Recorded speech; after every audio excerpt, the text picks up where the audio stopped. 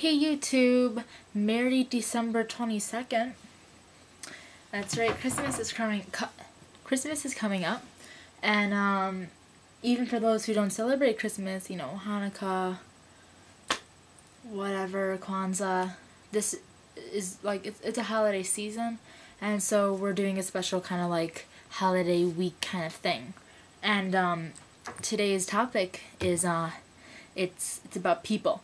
And it's about how it's such a busy period this time of year and lots of family and friends coming over and celebrating, and I want to discuss with you today how, like, what could be difficult, like what to prepare for, and I want, give you some tips or whatever that I find useful, and also how, like, I've managed to go through the people and social side of things. So first I want to kind of go on what you should prepare yourself for. Prepare yourself for, some kind of hard meals. Now, of course, they're only hard if you make them hard.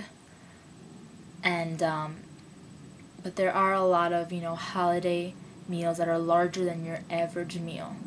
And they usually have a little more richer foods, but there's still, plenty of healthy stuff you can find in those meals. And in fact, there are plenty of websites and magazines that offer, healthy choices for, meals to have during the season, during your big celebratory feast. So don't freak yourself out, basically.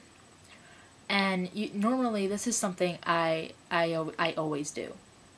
If I know I'm going out with friends, or I know it's the next day, it's Christmas, I will kind of save up my calories until the event.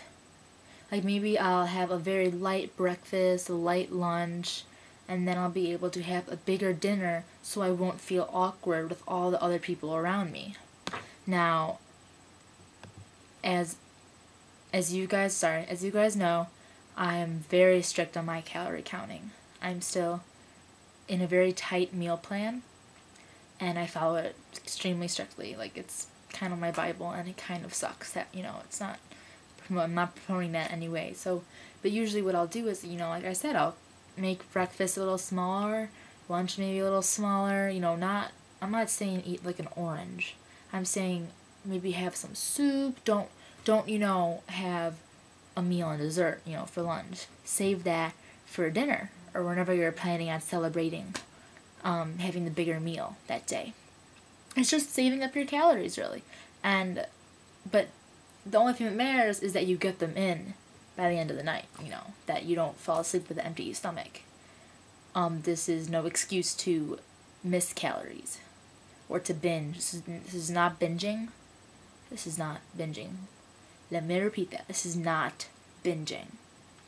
This is having a slightly larger meal than you normally would have, but you had eaten lesser in the day. If you're afraid that you'll binge, maybe this isn't such a good idea for you, because sometimes, I know a lot of us, once you start, you can't stop. And that's a problem with me sometimes as well. What I do helpful in that case is prior to the dinner or meal, I really do plan out what I'm going to have. And now for, like, people, there's, this is a time for family and friends, and I love it. I love my friends so dearly. They're the center of my life. I just love them so much. They've saved me from so many things, and as well as my family, and I want to spend time with these people, but that means I have to also be prepared to have meals with these people, have snacks. And this is going to come up because in today's society, people don't really get together without there being some sort of food involved. Food is how we celebrate, and I kind of don't like that myself, but it's how things go down now. So, like I said, when I was thinking of the whole big meal thing, this is what I also do. I've managed these social outings like this for about 3 years now. I eat smaller. I eat, maybe if I know I'm going to spend the day at a friend's house after breakfast or so, I'll have breakfast. I'll have maybe like a normal sized breakfast, maybe a little lighter, So that means that I can have free range at my friend's house when if we want to eat, if we want to pig out, you know, I'll know it's okay and I won't feel awkward. Because I know a lot of us are embarrassed because we don't eat enough or because we eat too much. It's, you know, two different ends of this. And there are plenty of things you can do without eating though. You can play a game. You know, you can go ice skating if it's cold where you are, like it is in Chicago. There's plenty of ideas, millions that you can do that don't involve food, but I just want you all to be wary that there is a huge chance that if you go over to, say, someone else's house, you're gonna be offered food and stuff. That's why I like to have a lot of events over at my house, because that, I find, I make it, bleh, I'm sorry. I'm a lot more comfortable when I have people over at my house, because then I'm in charge of the food that is being passed out or whatever, and I always give them a bunch of food, you know, like I'll make popcorn for my friends or something, you know, I'll ask them if they want anything to drink, blah, blah, blah.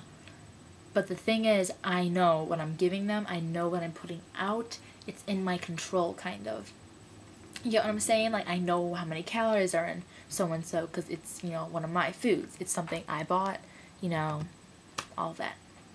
So I think maybe hosting little get-togethers at your own house or apartment is a good idea for if you're feeling too stressed to go over to someone else's place and deal with food and all that, you know. Maybe if you're having a big dinner, bring some of your own dishes and then eat a lot of that. But it's the Christmas season. It only comes once a year, guys. Holidays only come once a year. These holidays. And enjoy it because you really do deserve it, quite frankly. And, you know, it only comes once a year. I mean, why waste it wondering how many calories are in that piece of turkey or that salad?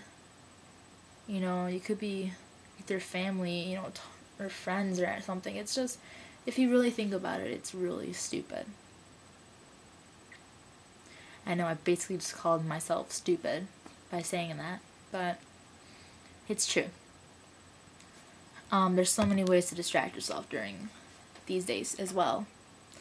So many. So I could like make 10 million videos just listing things you can do. Not even kidding you. You know, go out, spend the day with a friend, a boyfriend, a girlfriend. You know, presents, yay. Reading, going for a run, going out, going shopping, going to see a movie, going ice skating, going snowboarding, going for a walk, playing with a pet, drawing, writing, you know, anything, studying for finals.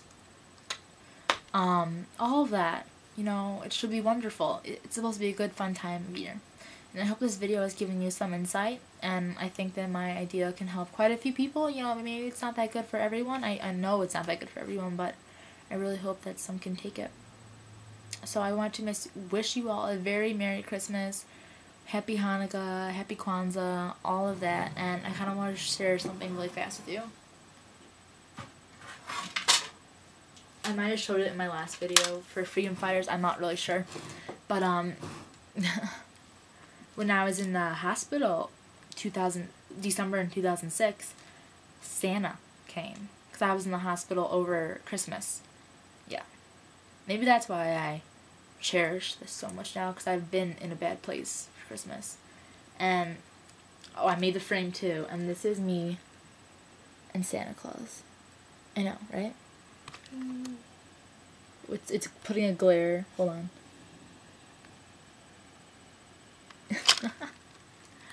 Okay, I'll see you all next week. Have a nice one, guys. Hold on. Okay, have a nice one, guys.